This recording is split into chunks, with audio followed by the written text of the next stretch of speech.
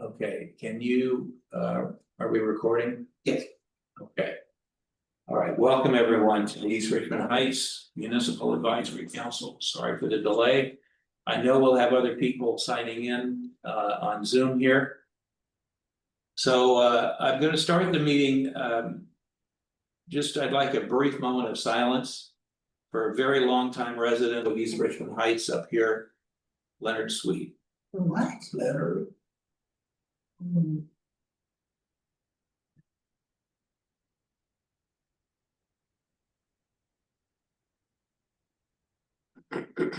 So as many of you know, Leonard was one of the founders of the East Richmond Heights Art and Craft Music Festival that we've had every year up here. And he's been the heartbeat who's kept it going. We've got people working on that, but he's the one who's always set it up and run the power from his house next door, kept a lot going. And he passed away yesterday of cancer. So his son is living there. So I'm not sure what their family's going to do. But I want to let you all know that. Okay, we'll start with roll call.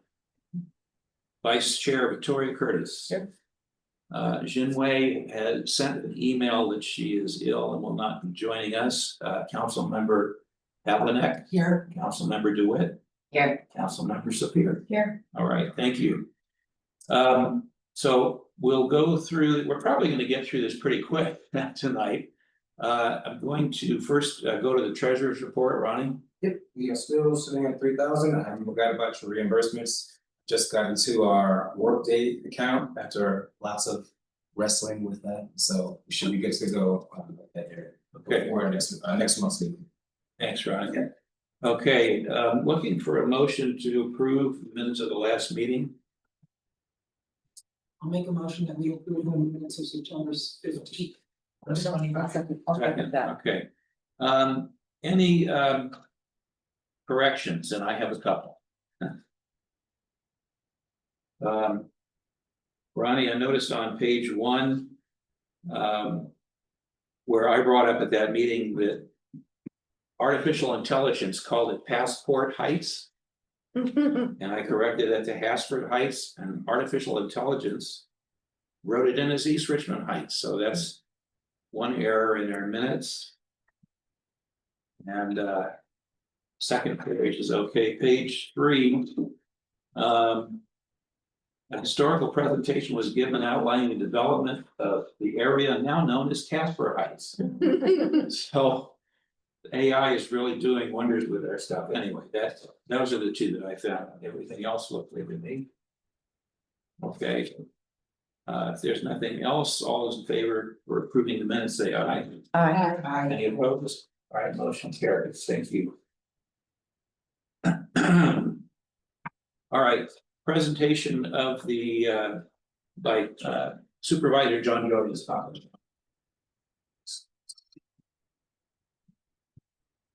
All right, let's go zooming here. All right, pretty short report for this month. Starting with our noise ordinance for working group update. At a recent Board of Supervisors meeting, the Department of Conservation and Development reported on progress towards a new county-wide noise ordinance for all of the county. And so the board unanimously directed DCD to draft an ordinance that will prohibit outdoor amplification after 10 p.m. That's on Fridays and Saturdays, and after 8 p.m. Sunday through Thursday. So this will include sound coming from inside a home if doors or windows are open.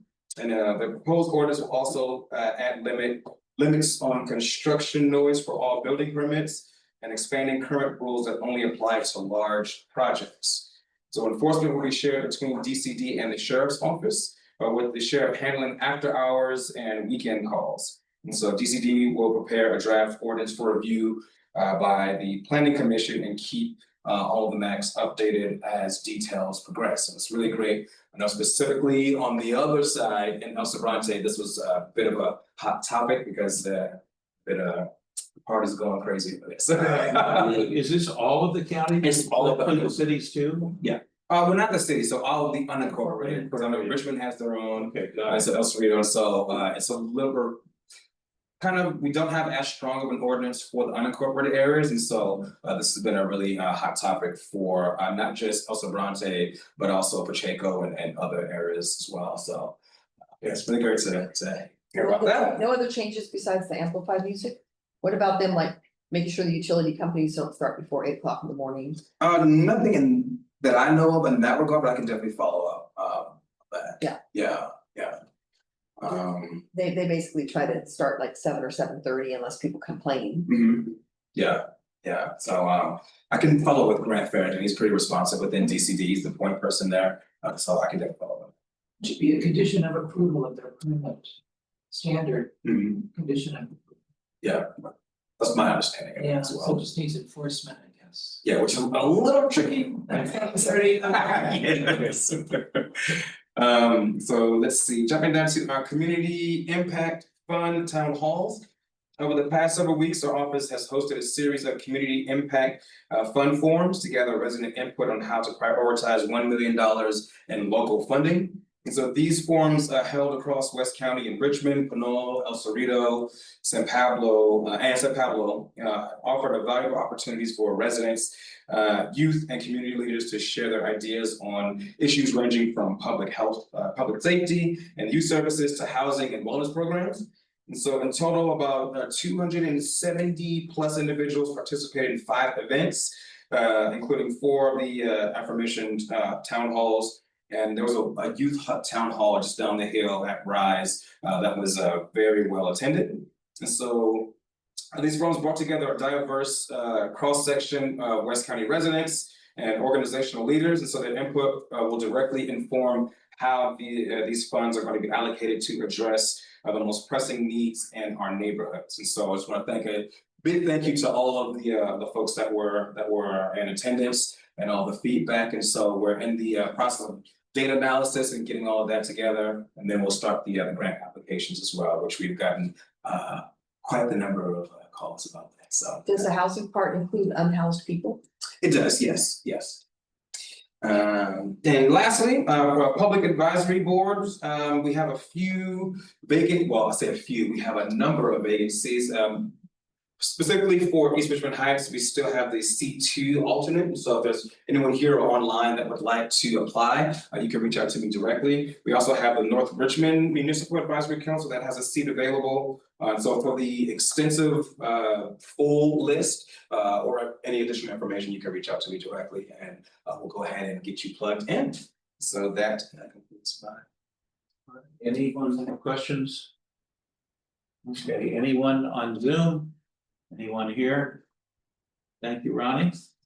Okay, appreciate it. All right, I got a notice from the base station commander, Lieutenant Fitzgerald can't make it tonight.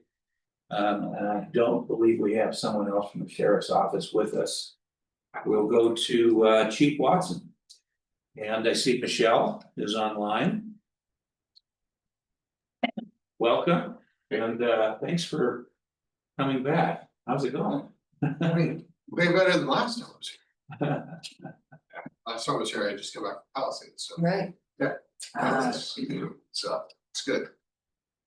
So. In the time since I've been back and since we've seen each other last, completed our annexation of Rodeo Hercules Fire District. So we are now 35 stations, 41 daily staff companies across 528 square miles, approximately 420 suppression personnel and another 200 support personnel. We have a reserve station, which is 19, and the Wildland Fire Center out in Byron, which supports our wildland thing. So this is a little tough to read. This is about July 4th. So actually this July 4th, we saw a reduction in the total calls from 1,100 down to 923, which was surprising because normally when we have July 4th on a Friday or Saturday or Thursday, we had see an increase. So it was a little interesting for us. And you see some of the bar graphs in there and the pack when it comes out, but it shows. What people call about that, are they calling because of the noise, or are they calling because it's scaring their pets, or they're worried about fires? What are they calling about? It's a little bit of everything. So, out of the 923 calls, 83 of them were actually fire calls. Okay, And sometimes you'll receive multiple calls for those. So they're calling from everything from structure fires to grass fires to noise to they don't like fireworks going off to all those things. So we respond for all of it. Yes, sir. So if you have 83 calls, that's July 4th, how many do you usually have on a normal day? So that was 83 fire calls. Yeah, on a- yeah. on a day. So How much of that is that above the normal ambient kind of call level? extremely high. Okay. We average approximately 2 structure fires a day Oh, and okay. then a handful of other type fires, so exterior fires, vegetation fires. So 83, and it's generally consolidated in a period from about 9 o'clock to about midnight. So it's 83 within 3 hours, so Because it's busy. really busy. We actually reduced the number of units we send to calls, and so everybody's running around kind of crazy. Yeah. So we did see a slight reduction this year. So one of the things that we have implemented, last year we had a contract that ran at the end of fire season. This year, we had our aerial firefighting contract helicopter for the entire fire season from June 1st to July 31st. I believe it expires the end of October, so they're still there. But from June 1st to July 31st, they flew on 23 fires. They did 183 drops, covering 54, almost 55,000 gallons of water. In the photo there, you can see what's called a helipod. Those are actually mobile water supplies. So it can actually draft out of it. We work with the sheriff's department, CAL FIRE, all the contract ships, the federal aircraft and everything. They all know that we have these now. There's going to be a couple that are set in certain sites, and we're actually supposed to go pick up a grant funded vehicle sometime before the first of the year. They can move 20-foot shipping containers or supplies for MCIs or things like that, or these helipods. So during fire season, there will be a code 3 vehicle, one of those sitting on it. So if we get a wildland fire somewhere, the helicopter will take off. They have one at the fire center, so they lift off, fill up with water, fly to the fire, and then by the time we're there, we will probably be able to get another one nearby. So it cycles faster, so they're able to make more of an attack with fire. I know it sounds strange, but I assume that they keep it locked up, right? So they have access to it, so it's not like, oh, we're here, but we have a key. It's actually, they're pretty neat. They're open top, Okay. so they'll snorkel out of it. Okay, got When we're done with them, we drain them. And then they have to be attached to a water supply. So you go to find a hydrant nearby with a clear area above it, Okay. set it up, and then they're quiet. And there are going to be some static ones. One's going to be a Phillips 66 refinery. There's going to be a couple out in East County. They're looking at one in the Lafayette Margaret Hills, and a couple of them. So we're going to be trying to put them where they're not close to, where there's not a very close water supply. So these are like micro water tanks. Yep, and they can support, I think it was 5,000 gallons. So they hold 5,000 gallons. So, and our aircraft only takes about 375 to 425. So they'll take off, then CAL FIRE, Blackhawk come and take 1,000 and go back up. They're able to cycle through. So it's able to support multiple aircraft, which is nice. It's based out of Byron Wildfire Center. One pilot and one Contra Costa fire member that manages the radio and gives them information. And coordinates their traffic area around the fire, which is extremely chaotic. So you have qualified backup pilots in case somebody's not available. Yes, the company provides all the pilots, so they have extra pilots. So in East Richmond Heights area, we had 1 working structure fire in 2025, 2 working residential structure fires. You can see this is a scatter plot of all the calls since January 1st, including North Richmond, the city of Richmond, and where you sit kind of up there above the freeway. The darker red areas are the higher density call volumes, so where calls keep happening over and over again. But it's kind of a scatter plot to kind of see where things kind of end up.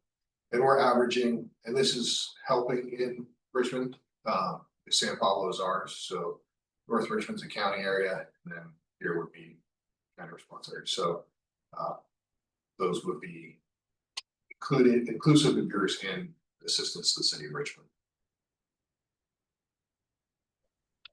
So this breaks down that same call volume by call type. So of the almost 1,200 calls, 500 were EMS, 84 were fire related, meaning, you know, smoke alarms, things like that. There was 20 structured fire responses, and we saw that only 2 of those actually were, one in 2025, one resulted in an actual working structured fire, 6 vegetation fires, multiple hazardous conditions. It seems that on your EMS calls, you always send one engine along with, you know, like the ambulance, right? So there's EMD, emergency medical dispatching. So the dispatchers, when you call, they triage the call based off of a national standard of questions. And in the past, yes, we always send one engine and one ambulance every. We've worked with the county EMS in order to allow us to quantify what kind of calls generally fall into they don't need a fire engine or lower acuity calls. So we have now where a fire engine and ambulance will go. We have where just an ambulance, the paramedic ambulance will go. We have where just a BLS ambulance will go by itself. And now recently they started to get a lower acuity, which is nurse navigation, which is where you call. And in the past where people needed a trip to the doctor or medication refill, they can actually will reroute them to a nurse. They can actually get them travel vouchers or their prescription filled via the phone or some kind of outpatient route rather than having a involvement. So now we have a lot more tiered response to the way we respond. I read recently that more and more people are living alone. So are you getting a lot of like elderly people that don't have any support system from the families and they're depending more on us, on the government? I don't have a breakdown for you on that. I know that they can probably look that up and get a breakdown. I know from my time, generally, yes, the call volume was more people that needed the extra assistance. But that would just be my personal experience, not anything driven by that, so. So we had Fire Prevention Week in October. We actually celebrated, we had an open house last weekend at the Fire Training Center. We had over 1,600 county residents come and visit. And this year we decided to give everybody pancakes, so that was kind of fun. So one of the big focuses across our prevention efforts has been lithium-ion batteries. And we know everybody's getting hit with rising costs and everything like that. One of the things though is that some of the vendors that sell batteries are more reputable than others. So you really need to look for safety certifications on those types of batteries. We don't have as many issues currently with lithium-ion battery fires for scooters and things like that.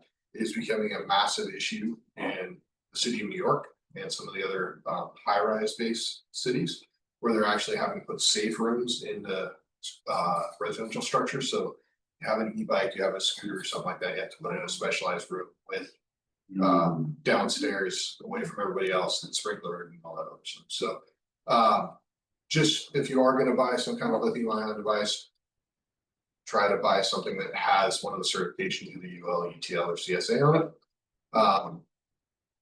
You charge your devices safely, which means use the right charger for the device. I know that I have a set of tools and I went online and the battery that I wanted to buy to replace for my tools was $99. And there was another one right there on Amazon that was $29. But it wasn't rated and it wouldn't work with my charger. So just make sure you're doing that stuff to try to pay attention to those things, because those are the things that will spark fire while you're sleeping, and the temperatures that they go off at will cause your combustibles to go up and It's a rapid fire extension. A quick question about Federal Pacific that lost its safety rating.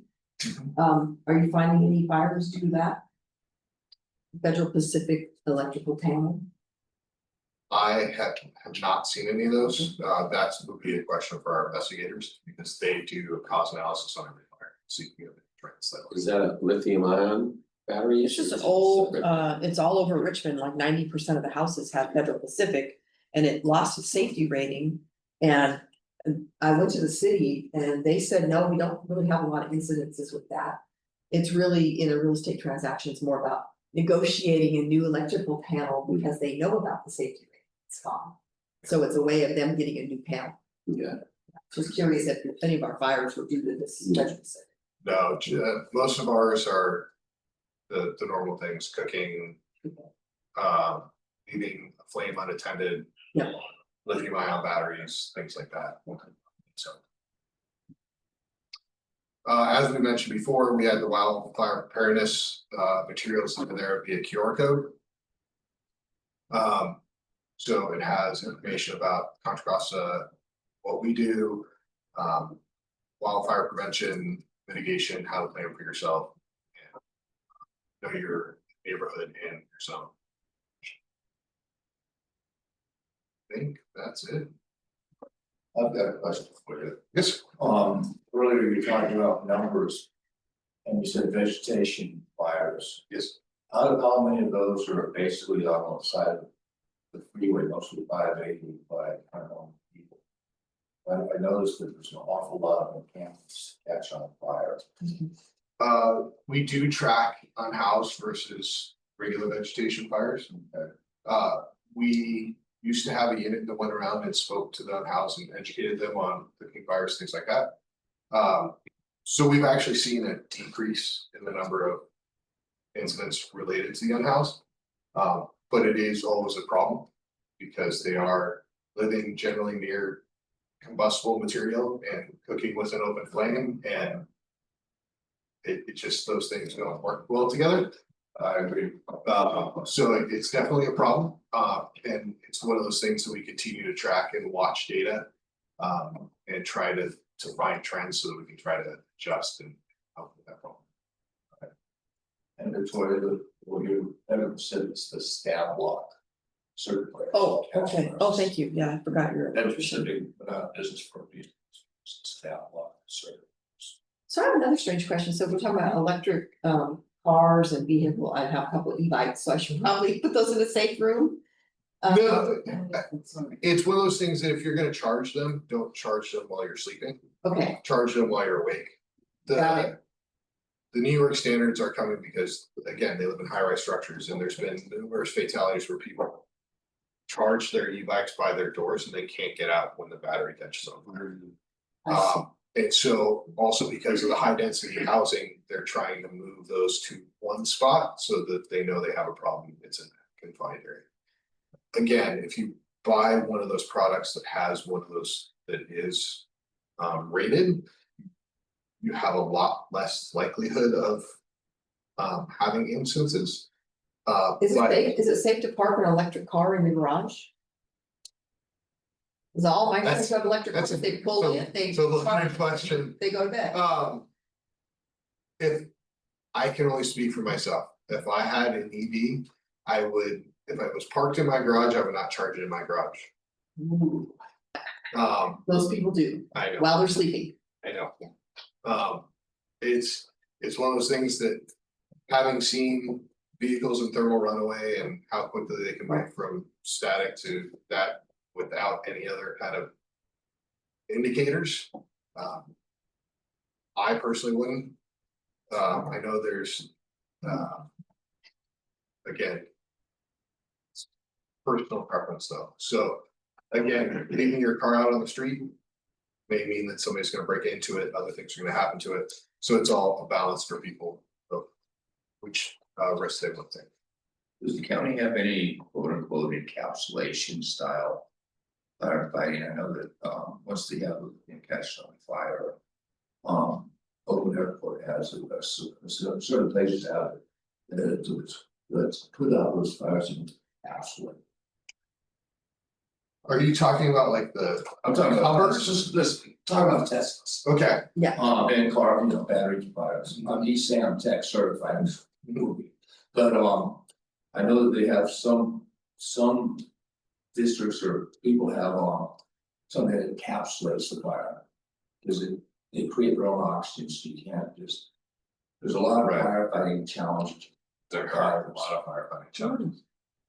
So there's a lot, not just firefighting challenges, but health challenges. Oh, yeah. And they put off fluoride gas, which is a bone seeking gas, so if you see white gas or white fumes coming off a battery, that might be fluoride gas, which is bone seeking, cause cancer, eat your bones with inside. Oh yeah, no, all sorts of great things. That's good to know. Yeah, so. One of the things with when EVs first came out, we tried to put them out right away. What we've seen over time as the progression has happened is that the best way to deal with those incidents is to let the vehicle, especially the vehicle, burn. Because the water runoff is toxic Oh, yeah, and really bad, the fumes are really bad, so we will move people away from the area, let the car burn until it's not thermal runaway anymore, and then put it out. When that battery's still involved, the amount of water you have to put on it to try to cool it is exponentially higher than normal. Yeah. Yeah, so there was some people that were toying with the idea of like the portable water tanks, where they would just take those and like pick up the car with forklift and dump them in there. That's not really realistic, because you have to take a forklift out of wire and that thing goes back, yeah. So we're in that period right now, we're trying to figure out what to do. There's companies that sell burn sheets that are supposed to cover and smother and take away the oxygen, but what they're finding is that those are leading to explosions.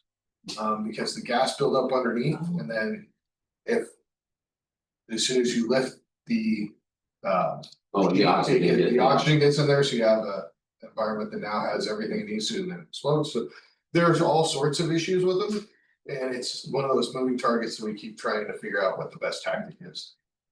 So if you had that car fire, if you had one in a garage, you would let the whole structure go probably. Because you couldn't put out the car. No. We've had a number of EVs in garages, and Yeah. in that case, yeah, we're gonna try to cut it off and suppress the fire. We have actually seen where people put tow chains on and tried to yank the car out so that the car's outside of the garage. We've had people push cars out, things like that, when they were still not fully involved. Right. But yeah, if there's an EV inside a garage, we're gonna try to save as much as we can. We're not gonna let the whole house burn down. I was just curious. No, yeah. They're No, challenging. yeah, we're talking about a vehicle by itself sitting.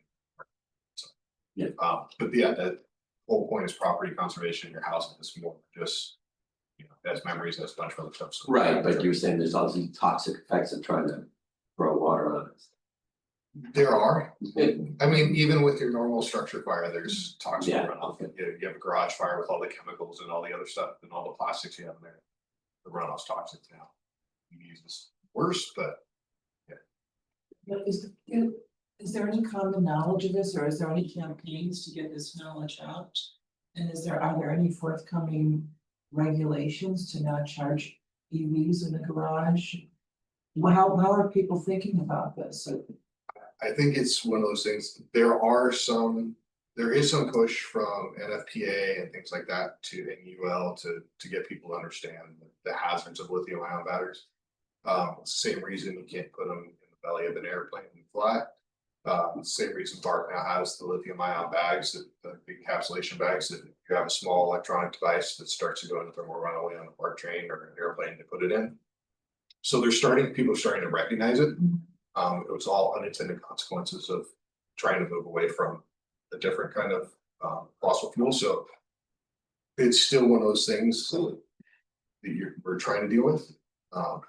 And it's, I don't know that you're ever gonna get somebody to say, don't charge your EV vehicle at home while you're asleep, because, well, then how am I gonna get to work in the morning if I can't charge my EV? So, At least in the garage. yeah, so But again, it's all risk versus gain. Have a So, good smoke detector. yeah, did a good But explain. it'd be good if people would at least knew this and then they could choose how to conduct their themselves. Can a vehicle be equipped with fire suppression or actually put in fire suppression at some point? I know they've Not a put Tesla. in, yeah, they put in some, like, I know Ford has. A burn away cylinder on top of their battery.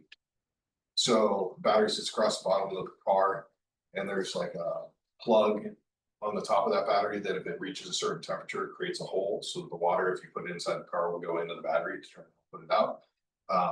So some of the manufacturers are starting to look at ways to try to help mitigate some of the issues that are created, but I don't know of anybody putting a full suppression system. That'd be a lot. That would. It seems like also this would be a great thing to bring to schools, right? Do you do any presentations at the local high school? And talk about this? We generally don't do presentations like this at high school, we do CPR and things like that. Right, The public ed presentations, for the most part by the fire department, are generally younger. And they cover all those things, including exit controls in the home, but Right. again, teaching an 8-year-old about. right, that's why a high school student, it would be good because they're starting to drive. Right. Yeah, it's. Having a high school student right now and coaching high school sports. Even getting players' phones out of their hands for the hour and a half of practice. I agree with you. I don't know that the juice is worth the squeeze at that point. Right, I think it's something that definitely needs to come from a holistic viewpoint versus, those targeted little things. So, Teenagers, I'd be more worried about those vape pens. So they got a BMS that goes bad, and charging is too low. I just did a dynamite. All right, anybody else have any questions, the chief? Michelle has a hand. Michelle, yeah, I think Michelle was good. Oh, Michelle. Chief Watson, for a level of support, I put in information from the mentioned NFPA lithium battery safety information into the chat for you. Thank you. Thank you, Michelle. Anyone else have any questions of Chief Watson? Well, thank you again. Appreciate it. I guess, of course, there's nothing about our grant request for the fire break, or we would hear about that. Michelle, do you want to talk about that? I'm ready to pick it up.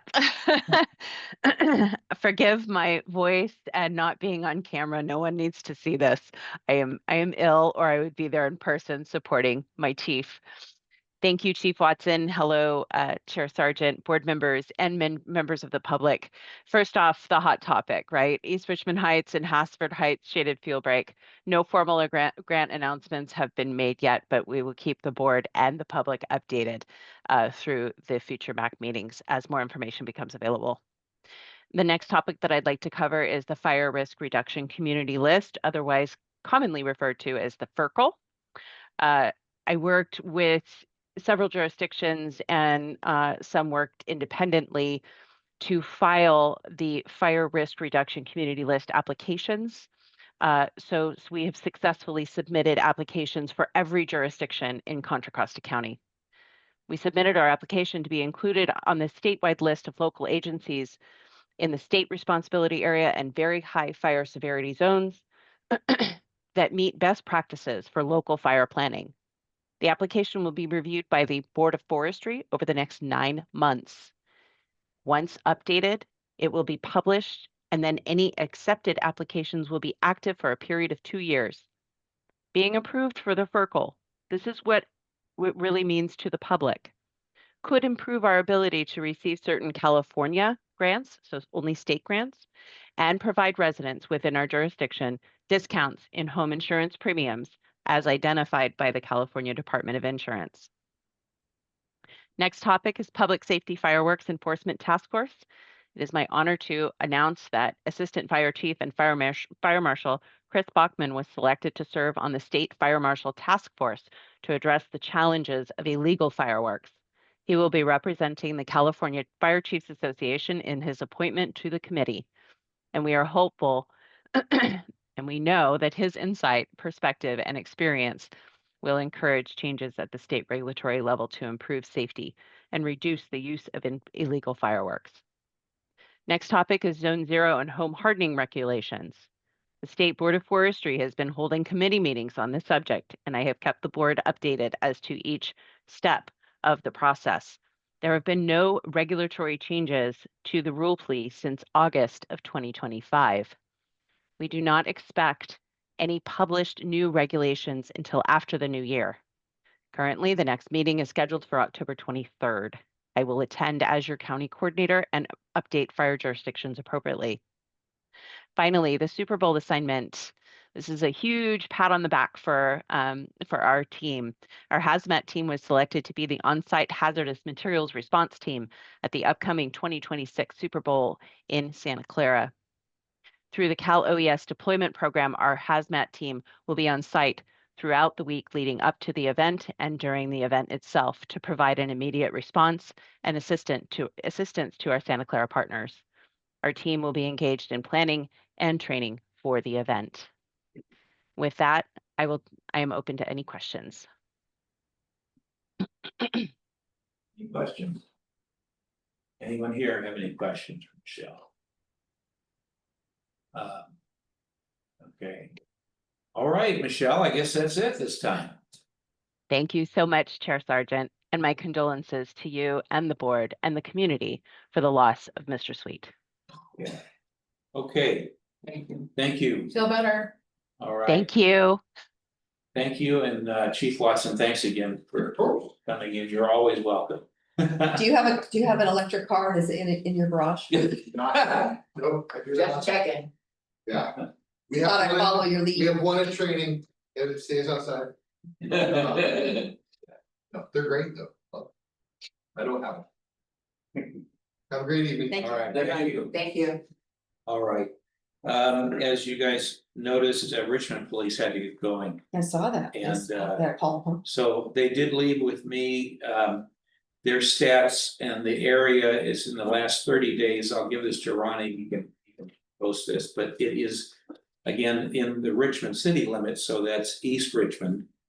And I did get to talk to them both a little bit about Hasford Heights, and he looked at the map, so they understand that people here are also in that district of Richmond that they patrol, so he's now aware of that, so. Okay, then next is presentation by the Highway Patrol. I don't see Officer Rivera with us tonight. So that's it for our presentations. Discussion items, I don't have any. Subcommittee reports. The land use subcommittee did not meet, there were no applications. Okay. All right, and we don't have anything else that we've had meetings on, right, yet with our other groups. Well, I guess I could give a report on the viewer notes, we have no meetings on that, and we are waiting for a consultation with a member of the Kensington MAC or that neighborhood to come to our meeting, and that's been holding us up. Communication to get to him, contact information. But I did speak with Supervisor Joya by email about a couple of days ago, and he said we would have it soon. Okay. All right. A regional historical presentation. We had a great one last time, but we don't have anything tonight. Did you have something you wanted to? Well, we might want to do another part next month or two. You know, we finally got access to Richmond newspapers online. Really shows the value of their local newspaper. But that and consulting with Joanne, I think we really narrowed down. Hasford Heights should really only apply to the Richmond city part of the neighborhood. So there's more to that story, but I would suggest finding an appropriate name. Yes, that's not my neighborhood. It is our shared neighborhood. I don't know. How do you guys feel over there? You know, I know there's people in Hasford Heights that like. I mean, you might like the name and keep it, but You don't have to tell you the whole story. Tewksbury, a family name, say? It was a city planner named Gene Hosford, Right, and they sort of did it as a joke, so there is a story to this.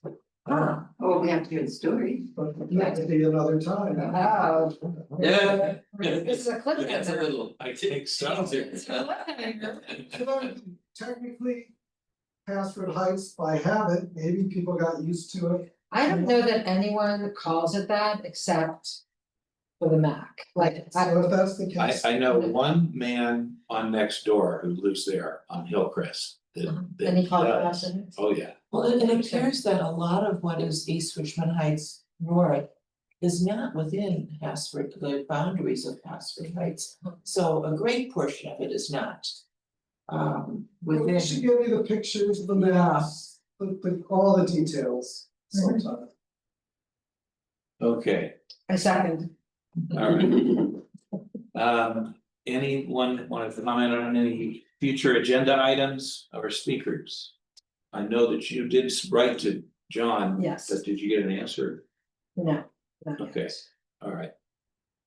Anybody else want to?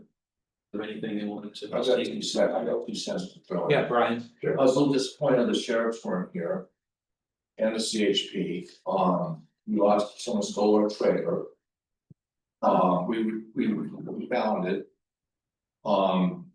We had a van still, broken into, and I probably lost over $10,000. We had to move it because they're doing a gas line. They moved it up the street, we were leaving Sunday morning early and we noticed that the neighbor's truck. Was for communication pump went on, in Kensington, which somebody broke into the rear window. Over his truck, got into his toolbox. The crime out there on Kensington is crazy, you know, we live in such a nice community, but what happens at 2, 3, 4 in the morning? And I know, and I wanted to talk to somebody about maybe, because El Cerrito. At Arlington and Barrett, there's a camera. I know exactly when that guy stole my truck, or my van, excuse me. No, the Trailer, excuse me, the trailer. And I'm wondering if he came up Barrett, his license was a white pickup truck. And it was right at 4 o'clock, so 3:50 to 4. If we could get the license plate reader, where did we find it at, man? We found it in Montalban Manor. Wow. So let me just tell you guys. But did it went that direction? Yeah, I just like go, what the heck, let me try something, and I bought this Ring camera for my disabled brother, so I can like peek on him sometimes when I'm not there. And so there's this whole community of Ring people, I'm new to Ring, I didn't know this, so you can actually say, oh, well, there's a lot about lost dogs and cats and things like that, but then I said, let me just take a picture of my trailer. And later on in the day after it was stolen, I put a picture of the trailer up there and I say, my trailer was stolen at 4 AM this morning. If you see it, hey, let me know. Within, I swear to God, a minute or two, somebody said, I know where your trailer is. Wow. That quick. And I went, For the Ring system? yes, That's how we found. It's because there's like a little neighborhood thing, which I've never used, but yeah. yeah, I hadn't either, but I went, well, it exists, let me just try. Cause I actually found our truck one time in Richmond in the same way, so I would hear you two talk because that's in front of your house and she just lost her truck. So anyway, they told me the address. And so I got in my car and I drove there. He was not around, so that's my husband. He was not around, so I just went by myself. Oh, well, no, the highway patrol met me there. Yeah. And I went, well, there it is, there it is. How the highway patrol handle it? They just made sure it was mine. They Right. found the license plate, Yeah. everything was registered to us, thank goodness, and So they just allowed you to take it. they allowed us to take it. Oh, wow. Drove by and we just hooked it up and they let us hook it up. And that's the Interesting. guy stole, they ripped the license plate off. But it was not like at somebody's house. It was sort of along like a Mhm. field. Yeah. So they didn't identify who took it. No, we don't know who took There's it, some but things, they've got cameras throughout North Richmond also. And I'm trying, the CHP won't talk to me, the sheriffs, I'm trying to find out. License. You know, they can get license plate readers up. Well, it was, there's a box and it's a little. But what vehicle, Trailer, it's not was that neighborhood for the one, you know, exact times. That happened in my Yeah, neighborhood they just took it off on and October then threw it in box. Oh, no, so There were two burglaries in my Because of neighborhood. they could look at them. She's gonna tell about 2 burglaries in her. We had 2 burglaries in on my block. And it seemed like they might have targeted the person. And that they were like between like 2 and 4 AM. And we were able to get from different cameras, the license plate, pictures of the people going in and out of the house. Wow, And I think they've apprehended them. But I don't have all of the information. good. One was October 5th and that. Well, I don't know the other. that was the other thing, when they stole my truck. Oh, well, it's the last time. I was gonna say, you had taken several times. Yeah, Bud Light drinker. And I don't know if they were drinking Bud Light and they got stopped. I'm not sure what exactly, I can't figure out what happened. Beer cans, but they arrested somebody. I couldn't find out if the guy was prosecuted. I told him, I wanna go to court, I wanna make sure this person's prosecuted. But I can't get any information. And I didn't even know if it was, we filed the complaint or with us. CHP. And then, yeah, I think it was CHP, and then they notified us that they had it at the tow yard. And I don't know if it was Richmond or the sheriff they got, I have no idea, trying to get this information. They would, you know, and I don't know if they prosecuted the guy for stealing, you know, he just. So that's why he wants to talk. You know, He yeah, wants to well, say, how come nobody's on here? And that's actually gonna end up being the district attorney's office. Cause the sheriff, yeah, you might wanna talk to Diane Beckman's office. It's the sheriff will do their paperwork and there's gotta be. You should be entitled to that police report. You said it's I highway can't, patrol. you know, I emailed, they said email this info with something. Okay, but And- you're a victim, so you're entitled to a police or a highway patrol report. Which if I remember, you get that out of the records division. I know you're gonna have to do a little bit of looking, but once you find that. And then you wanna see your registration or something, you're entitled to those police reports. I mean, years ago, the guy got copies of the John Rain.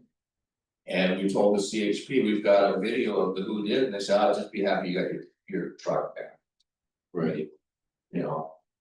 Minus a $3,000 Yeah, see, I myself, I would get a copy of the police or highway patrol or sheriff report.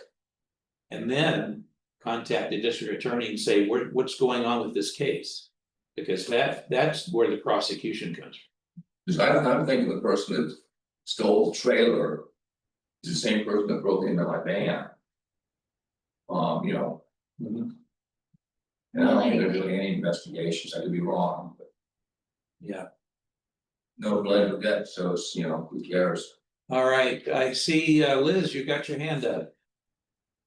Hi, I wanted to follow up on Bara's mentioning of the robberies. There was actually 3, and it all happened like in a period of 2 weeks, so it's very unusual and was hoping to have the police or the sheriff here. Given that they're not, is there some way that we could get a reliable update or just let the neighborhood know what happened without waiting another month? Was that sheriff? It was the sheriff that came by, for sure. I just wrote to Troy to see if he's got any information, Yeah, but Barbara, you've got I also- Fitzgerald's email. Yeah, I would I- reach out to him. I reached. Something came up and he couldn't be here, but Yeah. he's the commander for West County.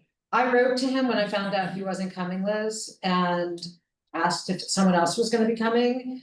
And when I hear back from him, I'll ask if he could give some kind of a report to us. Yeah, this was late just before our meeting tonight, this afternoon. Yeah, that would be great. I'd like to get it from the source because it seems like a lot of the information that was on our neighborhood Google group was just hard to follow. Okay. So you'll reach out? Yep, I'll Okay, take care of that. all right, that'll happen. All right. Any other comments or questions anybody have? The only comment I wanna make is I bought a ring a long time ago, my husband has yet to put it up, it's sitting in a box, and now I just texted I'm him. thinking. I just texted him, said, it's After going what I've up, whether heard. you put it up or I hire somebody. Still they have that So network. easy. I didn't I'm know they thinking had of like, adding one for me, even though I already have a camera system. yeah, I do too. I just installed one for my daughter. She wanted one at her place. The ring, And it was so easy. I never read the directions. Oh, this is great. It was pretty, I did it, it was pretty easy. I mean, it was, since it's sort of technical or electrical, I kind of throw that to him, but he wasn't around, so I did it. well, I'm putting mine in because I didn't realize it was part of a group, like, like a next door. I Yeah, didn't realize you have a yeah. group of Yeah, there's, people. I didn't know either, That's amazing. but I can be anywhere like LA and I can peek in on my brother and he'll be sitting in his chair. Right, I do Where you're that, supposed to be. the camera I got hooked up through my alarm system, I can go anywhere in the world and look at all of my cameras, but. I think the ring is even more important, because it's attached to the doorbell and you can have. Oh, yeah, speak to so I haven't people, right? gotten that far yet, but I may. Okay, all right.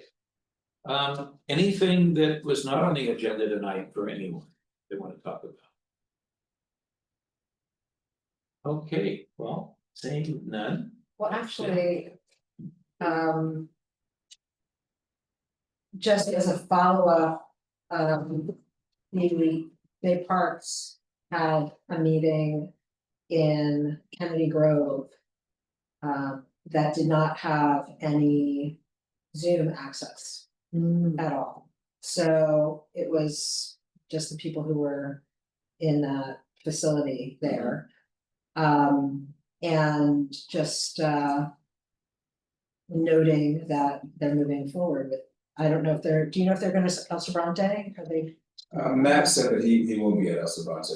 and when is that, next Wednesday? No, their meeting is the second Wednesday of the month, so they'll be in November. They're gonna be there in November, okay. Yeah. For which item? So Wildcat Canyon has a bunch of trails and, So is this a proposed bike trail issue? yeah, but it's not really a trail, like a trail kind of sounds like a path. Right, This is a highly constructed $1 million so thing. what's its current status? They're doing something called, I think it's an EIR, Yes. which it's an environmental impact report.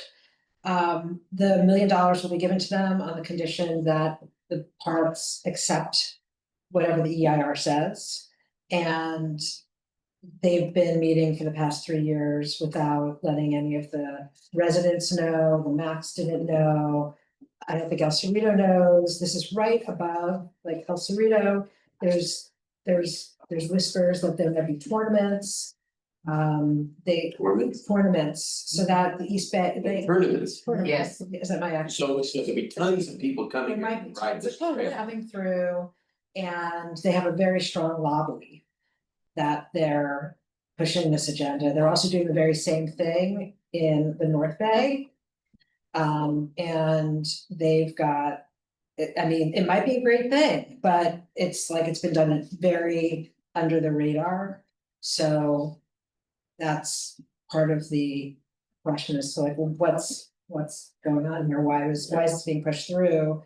And they're showing up at meetings, we had like a full house. Right. And My Yes. concern was they didn't have any water source up there, so like they said, bicyclists are gonna be up in this dry terrain, far from everything and not have access to water. And I'm also concerned about fire. there's also gonna be fences that are put up in parts of that area so that animals that move across the area can They'll get be stuck. kept out of this.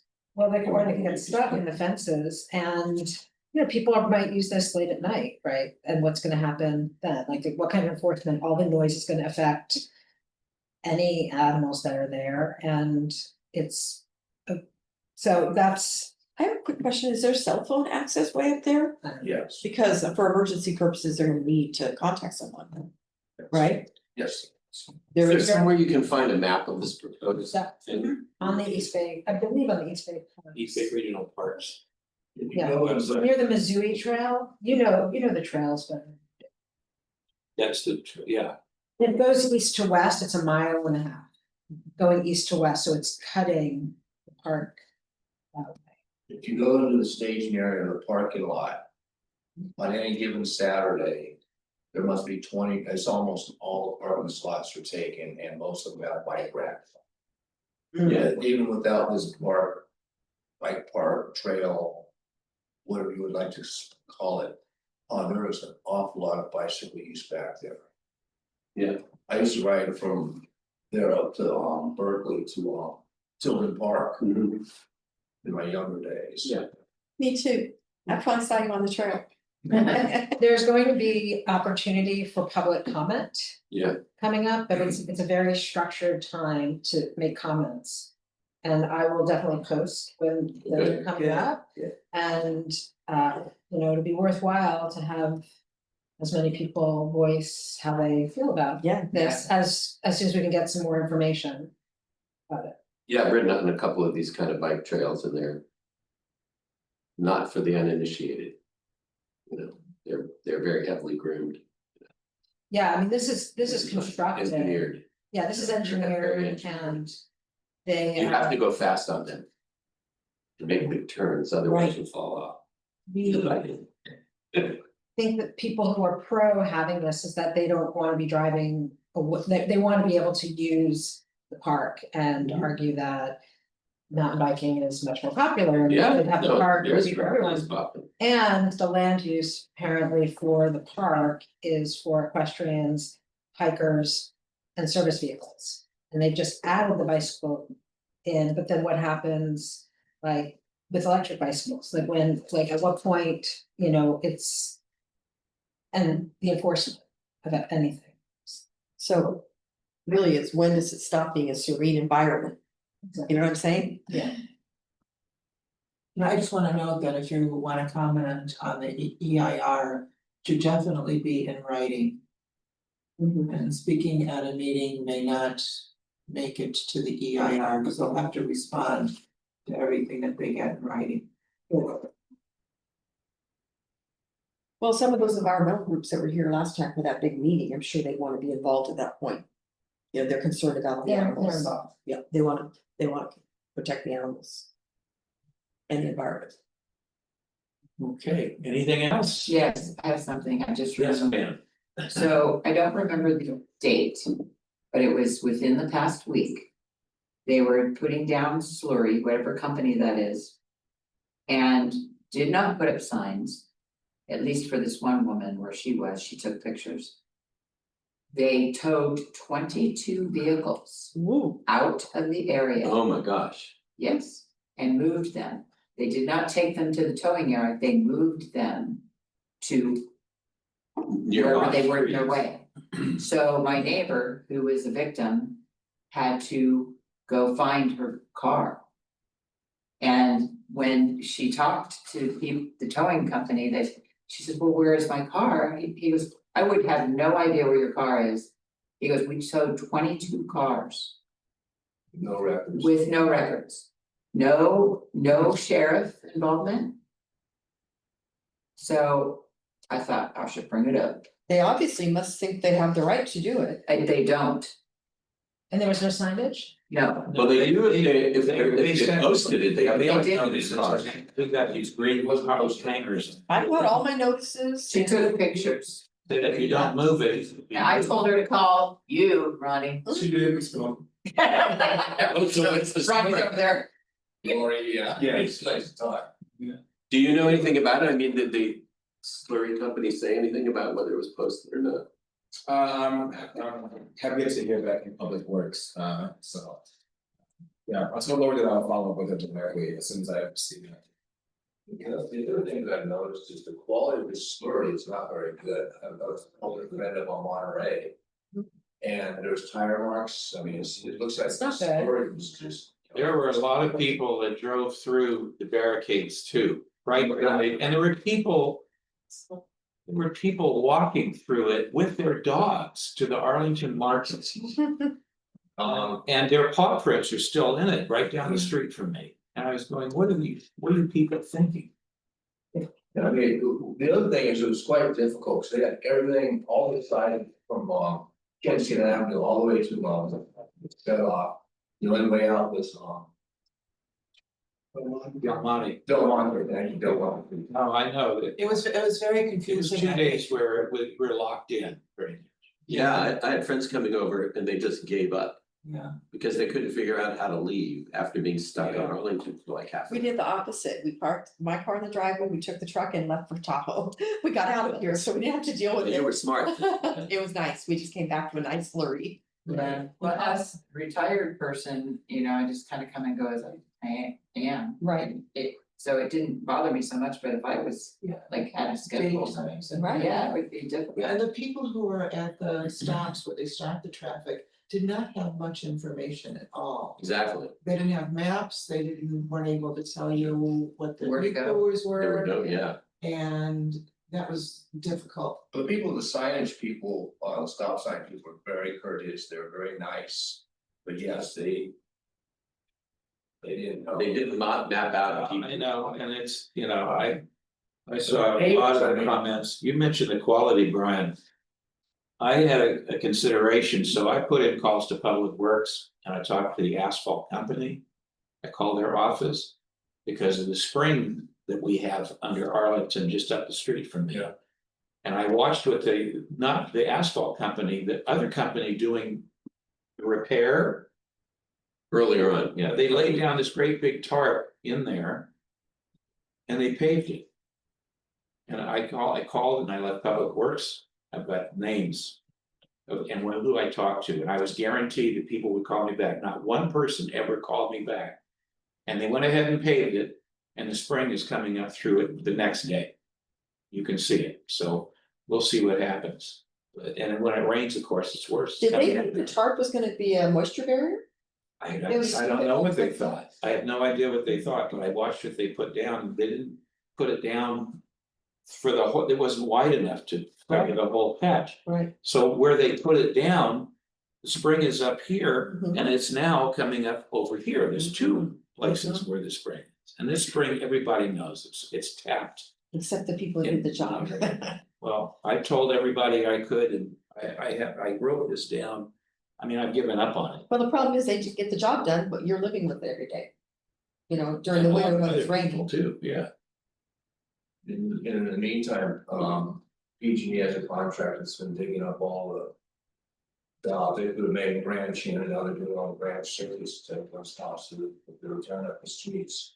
Oh, yeah. Have side streets also, I don't know if everybody's involved with that, it just does, Did they slurry seal in front of your house? Not yet, not yet. So your PG&E has to do that, or they're hiring someone to do that section. I don't know. All the way up to Del Monte because they're not done with the. I don't think they've contacted it yet. I know, They but- just laid the asphalt. no, but what I'm saying is, I saw the map. Of what has to be done in the whole section.